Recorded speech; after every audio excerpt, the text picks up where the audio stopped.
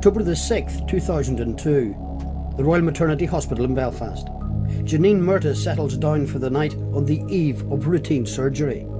It was described to Janine and myself as a day procedure and home the next day. Janine was not well enough to go home next day or the day after that. In fact, by the time she left the Royal 6 weeks later, her life had expired. Stephen Murtagh is a personnel officer at the Royal. His daily journey to work is now a painful one. You can lose yourself when you're driving. Driving's a form of escapism. But the closer you get to the Royal, it's very difficult when you see the towers of the Royal and the building through its shadow on the road. It's very difficult to comprehend really that this is the organisation, this is the hospital that killed Janine, yet at the same time I work in it. That is very difficult. 31-year-old Janine Murtagh worked there too, and she died there, killed by negligence. Since then, Stephen Murtagh has pursued the truth about his wife's death, and it's brought him into confrontation with his employers. I was trusting them with my most valuable gift, Janine. That trust has been blown out of the water. My own personal experience was when Janine came in for a procedure in the Royal Maternity Hospital. This operation was performed without consent in a substandard manner, poor post-op care in the ward by nursing staff and medical staff. Stephen Murtagh's anger has given way to a grim resolve. He's determined that no one should suffer the same fate as his wife. And tonight you'll witness one man's campaign to wring the truth from the medical establishment. And you'll see that establishment squirm over its dismal performance before, during and after the death of Janine Murtagh. Are you struggling to say you were negligent? That's what it says in this document. I mean, it's a legal term. And we expose the hospital that killed her, the Royal in Belfast, as a hospital in crisis and confusion over Janine Murtagh's death. A hospital management that has staggered from one bungled mess to another. A hospital that is still trying to hide behind a coroner's findings, which conveniently revealed systems failures, but held back when it came to naming names.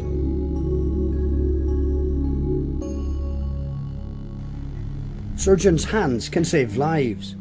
We put our trust in them, and those who nurse us back to health. But how far is that trust misplaced? After all, they can make mistakes, but to whom are they accountable?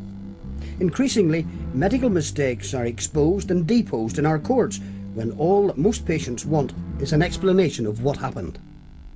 One thing which I'm certain is true in Northern Ireland is that, generally speaking, legal action is seen as a very last resort.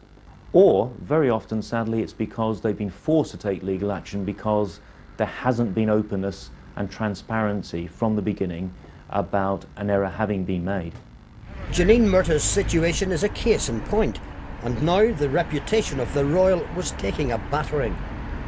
The inquest under John Lackey put the failure, a systems failure that led to Janine's death. It was the hospital's systems that failed Janine.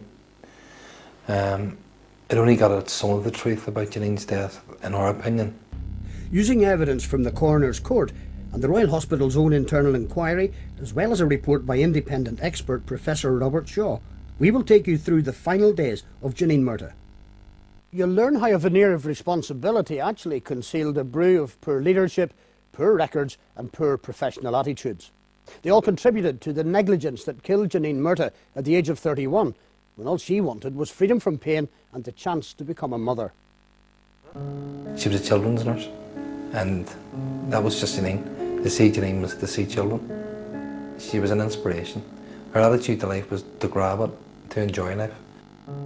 She painted many of these cartoon characters. She longed for children of her own. That dream depended on treatment at the Royal. Janine had had surgery for a pregnancy that had developed outside her uterus, but persistent pain soon followed. Not sure of the reason for the discomfort, the couple went to this man, a consulting surgeon, Professor Neil McClure. He suggested keyhole surgery. When Janine went into hospital on October the 6th, 2002, she had given them her trust. Next day, surgery begins at 11:10 and concludes at 1 p.m, longer than expected. I called over in the afternoon to see if she was back from theatre, and she hadn't came back yet. But there was a note left for me, and it was addressed to me. And I just opened it, and she says to me, just said in the letter, "Don't be worrying about me. I'm just a major hypochondriac. I'll be all right. I'll see you when I come through. Just be strong for me. You always are. Love, Janine." And that summed her up. After recovery, she is returned to her ward bed at 3:45 p.m. 45 minutes later, her consultant surgeon, Professor McClure, calls at the ward to explain to Janine that the procedure had been more difficult than expected. But just what had she agreed to? The consent form said only operative laparoscopy. No details at all. Surgery was changed from minor surgery that was consented for to major surgery without any remit to myself or Janine. But what is this matter of consent that has so upset Stephen Murtagh? We asked Peter Walsh, head of a national patient support group. To be meaningful, consent has got to be genuinely informed consent. Also, any professional who doesn't properly record what may have been a very proper gaining of consent from the patient doesn't have that as evidence. And in a court of law, the chances are that a judge will presume in favour of the patient's versions of events if there isn't a proper written record that was made at the time of the discussion that was had to arrive at consent. But though the coroner stressed the importance of a complete written record, the Royal's medical director seemed to minimise that significance. Consent is not about a form.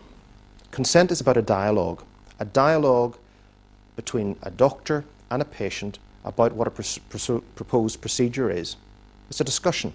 It's about giving patients information that they understand in a way that they understand to enable them to make an informed decision. Following the procedure, Janine had a very disturbed night, and a high level of pain relief was given. The only time nursing staff came in was to give pain relief.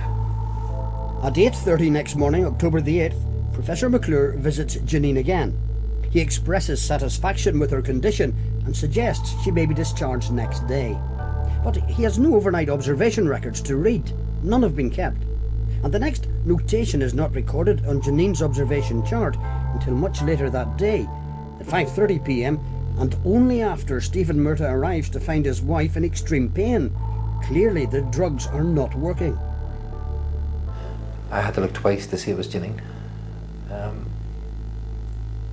Janine was very grey. Something was seriously wrong here. She was in a terrible way. And the nursing staff, when I raised the alarm, certainly acted upon it. But why hadn't they done so? What were they doing that afternoon?